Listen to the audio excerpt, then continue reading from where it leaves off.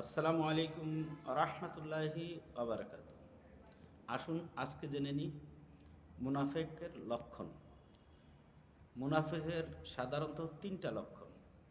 একটা হলো কথায় কথায় মিথ্যে কথা বলা, আরেকটা হলো আমানতের খেয়ানত করা, আরেকটা এর কথা ওরে লাগানো।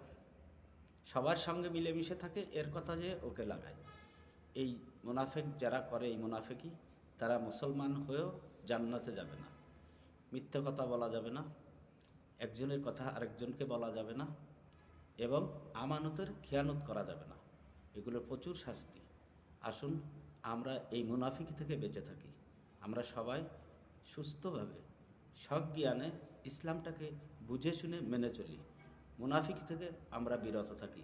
সবাই ভালো থাকবেন। আসসালামু আলাইকুম রহমতুল্লাহি আবরকাত।